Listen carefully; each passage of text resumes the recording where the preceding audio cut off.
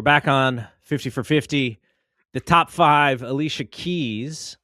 And as I said in the episode that we did on Diary, I'm going to kick this thing off with a rock with it, stop with it. Now, some of these songs are very available to be in the top 5. I'm not saying that they shouldn't be, but I wanted to specifically take out of her albums, and because she did some collaborations with some folks that some of them I think are really fun. Some of them are overplayed. I don't know if that hurts or helps being in the top 5. I already know where we're going. And some of them I don't know that people even realize are out there. They're a little understated. But yeah, let's go through them. So rock with it, stop with it. We'll just start with the first two that you're probably thinking of. Empire State of Mind. I say this as a New Yorker, a very proud New Yorker. I never want to hear that song ever again. I'm still gonna rock with it. I mean, I'm just. Is it overplayed? It's overplayed. Yes. It's not a bad song. It's not a bad song. I just, and now I have Concrete Jungle where dreams are made of. It's just running through my head, and it's not going to come out of my head for like another 2 days. Now, we always had heard that Jay-Z's original choice was Mary J. Blige. At least I've heard that as who he really wanted on it, but it didn't happen for one reason or another. Is that song better with Mary, or is it better with Alicia? I think Alicia has more of like the anthemic, like cheerleader type of voice for that song. Mary would have put some stank on it. Yeah. I would love to hear it though. I would love to hear the Mary version. I think it'd be really cool. And I think I remember hearing Mary.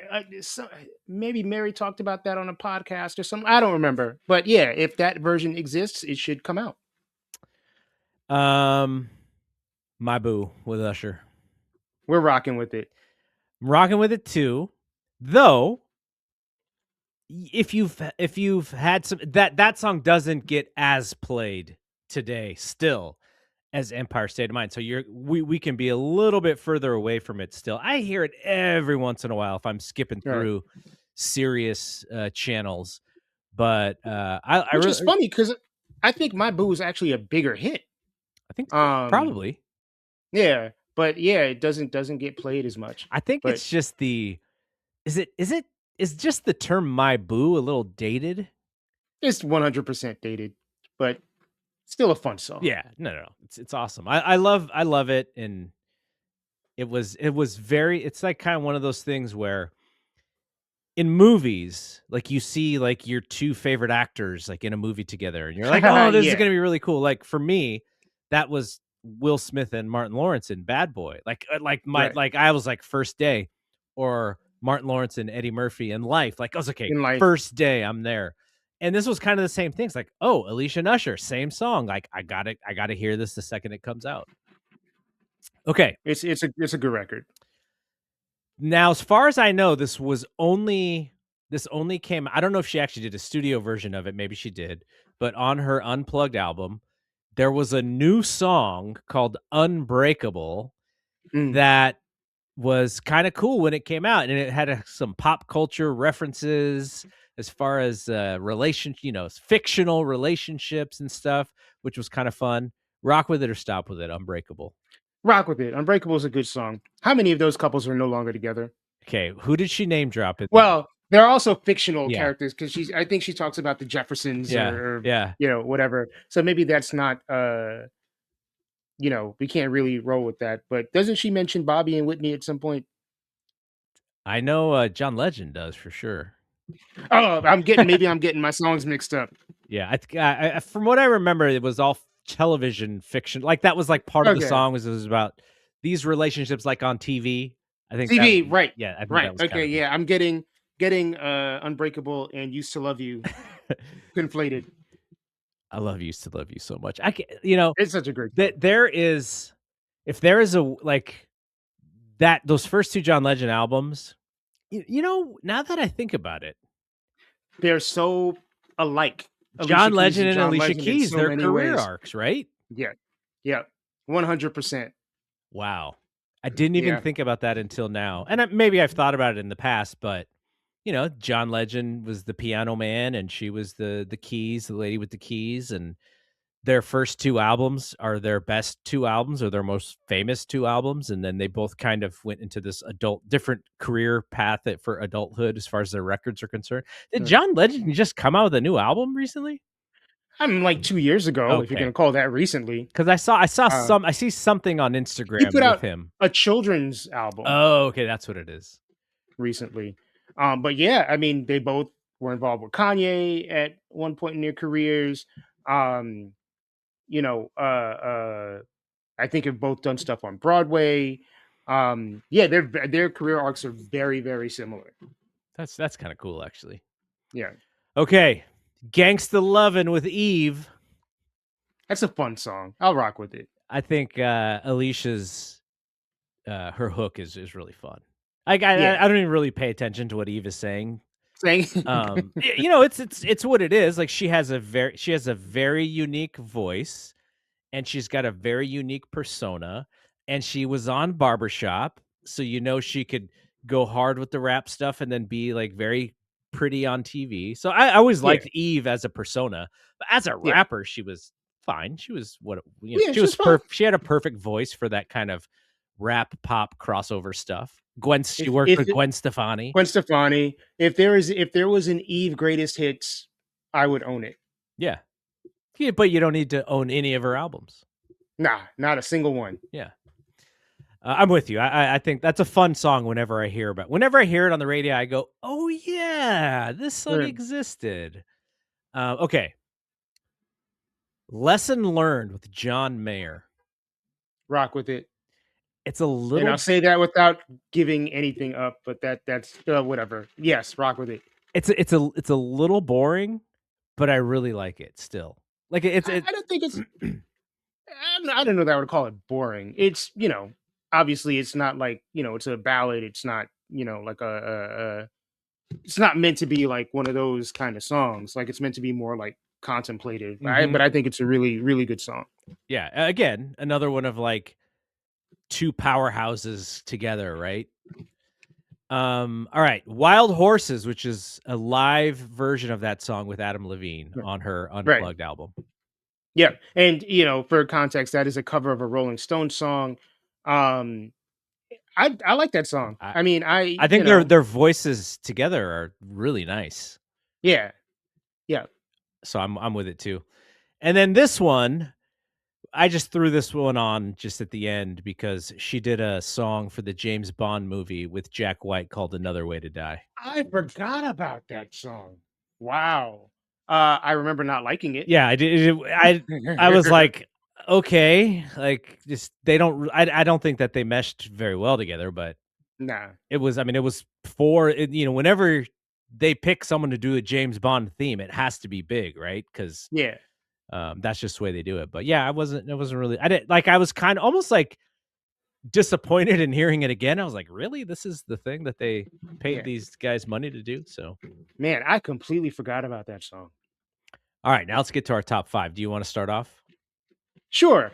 I had trouble deciding on a number 5. So you know what? I'm just gonna go with Fallen. Okay. Uh, because Fallen's one of those songs that like hit right on the verge of getting played out. Because if you were anywhere in the summer of 2001, you heard that song. Uh, and But it's just like it's like she's singing her ass off. And I know sometimes people criticize Alicia Keys for screaming. Mm-hmm. But I think in this particular instance, like it kind of captures like an urgency um of sort of young falling in love with somebody when you're young. So I don't know. Fallen is just it's a good record. This is actually on my list as well, and I have it a little higher than you.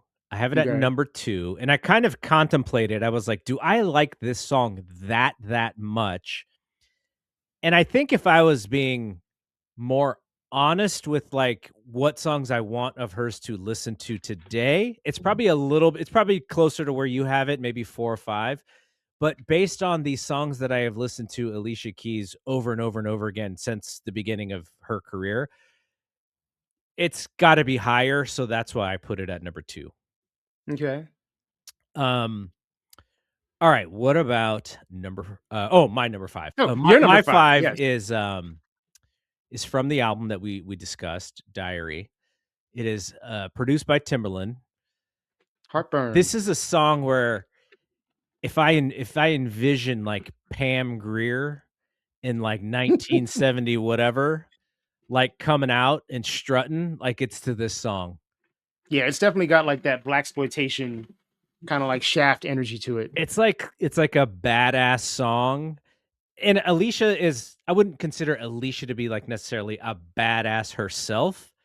There are some moments I think she just tried to kind of be a badass, but Yeah. like that song and the imagery that is created just based off of that song, I think kind of fits like that Pam Grier style, and I always thought like, wow, that was pretty powerful, for her style, for Alicia's style of music, and I actually like that. That and Karma on that second album, I think they're back to back on the track list. Yeah, it's the first two songs on the Like it was album. like boom, like that album just hits you immediately with both of those songs. So Yeah, I like that they're placed at the beginning of the album to just kind of be like, okay, you thought you were expecting something, or you thought you were going to get something, and we're going to throw you off a little bit before we get into the more traditional Alicia Keys sounding songs. yeah. All right, what's next for you?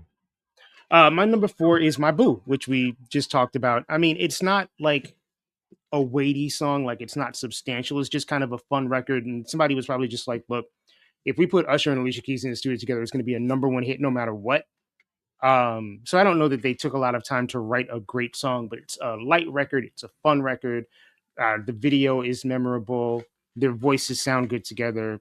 At that point, anything either one of them was on was just gonna like go. So that's a fun song. My number 4 is the only song I think that is not on the first 2 albums, Mm, and it is "Like You'll Never See Me Again" from As I Am. Um, I think it's a time and place song for me. I can kind of place myself in the time frame of when I was listening to that song, and I think it's a really good, like, heartache song, It's like it really tugs at the heartstring. You're like, damn it, I've been in a relationship like that. Alicia, you got me. You got me back in my memories, in your Kinda feels. yeah. I mean, I liked that song a lot better when it was called Purple Rain. Yeah. You know what's funny? I was there's a song called, gosh, what is it called? It's called, Doesn't Even Matter, or it's a song on one of her later albums, and I was like, "Wait a second, I heard this song before." So then I was, like, trying to, like, match it, and I went, "Wait, Bruno, wait, Just the Way You Are." And I was like, What? "These are, like, the same The same songs." song. She does that a couple of times. There's actually a song that almost made my top 5 called "That's How Strong My Love Is," which is on I think Element of Freedom. And if you know the song "Tender Love" by the Force MDs, Mhm. it is the exact same song. Um, Come on, man. so sampling is one thing, but you know, I don't know. Just Um, remake the song if that's what you wanna Song, do. yes, exactly, Yeah. exactly. Alright, what's number Um, 3? My number 3 is actually from Element of Freedom. It is Unthinkable, Mm, which is actually a Drake song. it is. And I run very hot and cold on Drake, but this was kind of back in the early stages of Drake's career. The video was really powerful. It concerns an interracial relationship back in like the 50s or 60s. And obviously Drake and Alicia Keys, both parents of or both children of interracial marriages. So it hit hard in a lot of ways. But the song is just like I kind of like moody Alicia Keys, and this Mhm. song is kind of you know, it's got like a vibe to it, as the kids say. This one was just outside of my top 5. And, when I hear songs like this and I hear Drake, uh, now he became a giant star. Like, there's no discounting him. He's kind of I don't know what he's doing these days as far as his celebrity is concerned and the Hmm. beefs that he's getting into.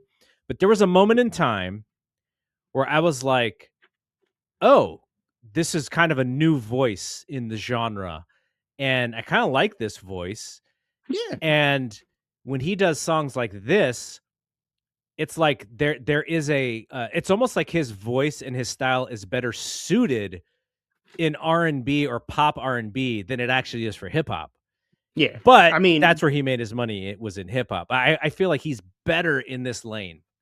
yeah. I mean, Drake as a rapper has always kind of sat awkwardly with me because he's obviously perpetrating so hard to be like a tough guy. Yeah. And we're like, dude, you were on fucking Degrassi High or whatever. Like, you're from Toronto. Like, you're not hard. And he also like he's a pretty good looking dude. He didn't need the celebrity to chase as Right. much women as he seemingly still does. Like it's like Right. And you a pretty boy on top of that. Like Drake, and I used to mess with Drake. I mean, those first couple of Drake albums I actually kind of like. you turned me on to Yeah. Hold On Tight, We're Coming Home, Yeah. which I'm trying to remember how you explained this song to me before I even heard it. You were like, it's like the best Euro pop song or something like that. Yeah. And I was like, Yeah. wow, this dude's actually very talented. But then there's less Hold On Tight, We're Coming Home, and then there's more of the stuff that you know him by today. Yeah. I mean, listening to the evolution of Drake's career is just like watching somebody stick their head further up their own ass, What basically. was the song from the LeBron movie? Oh, Forever with Ever, yeah. who was that? That was Kanye, Lil Wayne, and Kanye, Eminem. yeah. I really liked that song when it came out. I haven't listened to that song in Yeah, so it's been a long. while for sure. Yeah. Okay, for me, number 3 is If I Ain't Got You, and it is it's almost like her direct kind of connection to the first album to me. It's like that song sounds like what she was doing on the first album, but she's just a little bit more mature and wise. But it's very similar sounding to me from the stuff that she did on the first album. So it's like a good little connection between the two albums for me. Shout out to Method Man Yes. for that very memorable video. But by the way, how old's Method Man? Older than us. That brother is Method Man, jacked. yeah, Method Man is probably like 53, 54, 55 maybe. I kind of feel like does he have like the Dwayne Johnson hookup? Like what is going on with Method Man?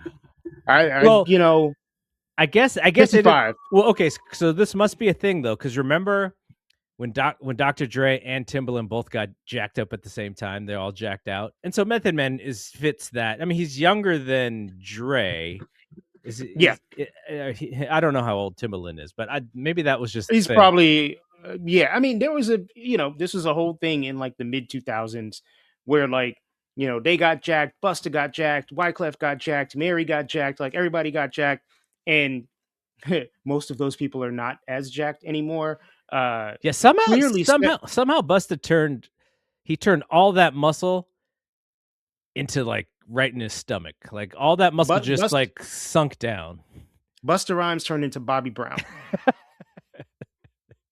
And obviously there was some steroids happening. Oh, I'm sure. Yeah, there was definitely steroids happening. But Method Man's always been kind of like a cut up dude. Well, yeah, it was Uh, wiry, tall, wiry, athletic looking guy. Like if he was like hooping, you're like, oh, I bet you Method's probably a pretty good basketball player. yeah, yeah. So, I somewhere in the course of Method Man's career, he went from just being like very charismatic to being like charismatic and very sexy and like very like classically good looking human being. Yeah, because he had a thing with an acting career there for a little bit. Still does. Does he still do He's stuff? Yeah, I mean, he was on Power, Mm. playing a lawyer for I that did like 6 or 7 seasons. It was weird seeing Meth and Mary on TV on the same show together. Um, but he's doing movies. He's got a pretty he just did a movie with he did a rom-com. He just did a movie with Kelly Rowland. No way.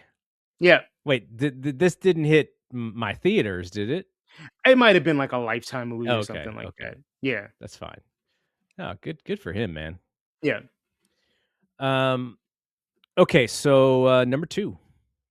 My number two, which we talked about earlier, is actually "Lesson Learned," which is the song that she did with John. One of two songs she did with John Mayer. Um, but the song that she appears on John Mayer's album, "Gravity," is not a song that I like very much. Which one is "Lesson that? Learned." Uh, "Gravity" is on Continuum. She's on Gravity? Yeah, She's singing, like, background or something? yeah, Okay, interesting. yeah. I never put her being on that song together. Yeah, and actually, it's funny because the one time I saw John Mayer live, she came out and did that song No with him. way. Yeah, That's cool. um, yeah, but "Lesson Learned" is just kinda like, it's one of those songs for when you've just broken up with somebody and you're deep in your feelings Which John and you need to Mayer have a is moment. probably the master at breaking up with I mean, there's somebody? a long list, uh, you know, but yeah, man, to me, that was just like a really good collaboration, and it's a very, like, mature song. Alright, I mentioned Fallin is my number 2, so what is your number Right. 1? My number one is "You Don't Know My Name." I love that the phone piece, and I like the sample is so good. I don't know, man. It just it captures a time and place for me.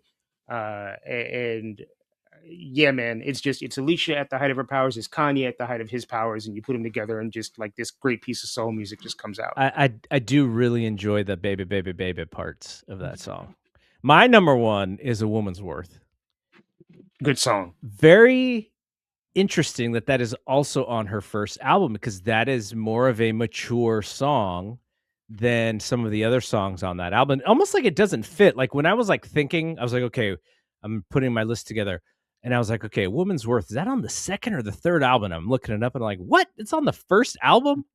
That's crazy. I would be curious to know, like, the songs on that first album, like, in what order were they written? Hmm. Because "A Woman's Worth" probably was one of the last songs written for that Yeah, album. something like Butterflies is like, she probably wrote that when she was like 12. I think she did. I think it's in the public record that she wrote that when she was a little kid, Yeah. or, a younger person. Yeah. That was one of the first songs she wrote. All right. As always, I'm so happy that we did this because, like, to dive back into Alicia Keys after all these years because of what she meant in those first 2 albums, because like, I very vividly remember going like, "She's someone we're gonna have to pay attention to. She's gonna be in our lives Yeah, forever." And look, her career is very solid, and she's done so many good things with her life. She's not the same, you know, it's the same artist that she was when I first liked her, but it's just going back to those time frames and going like, man, when we were listening to all that music and like predicting people who's going to be the next like that's when, I don't know if that was the time frame of when I was listening to the most music. It's probably like mid 90s to like early 2000s when I was just like listening to every humanly possible everything. thing that came out. Yeah, But this is yeah, in that zone she's in that zone for me to where I was like, okay, everyone, just you got to pay attention to her, like telling everybody, right? Like everybody you sure. knew who enjoyed music, you're like, hey, you got to listen to Alicia, got to listen to Alicia, She's, got to listen to Alicia. And so it's you so know, fun to get back to those times. yeah, and you know what? Alicia Keys probably still has a good album left in her. I think if she just like sat at the piano and was like, "I'm not going to listen to the radio. I'm not going to make a record for trends. I'm not going to like. I'm gonna just sit down and like write some good songs, and like I'm gonna put a good album out." I think she could do it. And we already put this together. We need the Alicia and Johnny Legend collaboration. I'm down with the Alicia Keys John Legend album and Alicia Keys John Mayer record. Yes. Uh, I just put Alicia with a bunch of dudes named John on one record, and I think it would be very very good. Yeah, man, this was good stuff. Okay, so Yeah, we'll be back with next. I'm not even sure what we're doing next. As we go down this list, I have some ideas, and we really, what we really should do. The hard part though is like I get inspired to listen to certain things, and I'm like, oh, because like I was like thinking like, let's do Biggie next, and it's not a hard one to do because he only has 2 albums, so you're not right. having to go through a lot of stuff. But then I like look through the list, and I was like, the George Michael one is kind of interesting because I know Mike is a giant fan, right? Like that would be you just showing your knowledge for for a certain amount of time. Or it's like, when's the last time I listened to the Alanis Morissette album? Like, it's like those kind of things. And Right. there was a documentary on Alanis Morissette on HBO, in their music Oh, I didn't know box. that. Yeah, in their music box series. So there's stuff there. So we'll figure it out. But maybe it'll be better if we just like lock in like the next three, and then we can kind of Next, promote them. yeah, All right. yeah. All right, that is it from here, 50for50.net. You can check out all of our stuff. Mike will have a review of Diary up after you listen to this as well. So check that out. And yeah, let us know how you think. I think your Discord has been fantastic because the people in there, all the dudes in there are listening to it, and they're Check it out. giving us feedback. With the Beastie Boys episode specifically, I think resonated with a lot of them. So Yeah, for that sure. was really fun to hear their Yeah. feedback. So shout out to everybody in the Discord. And yeah, so we'll be back next week. For Mike, I'm Double G. See you when we see you. Peace out. Peace.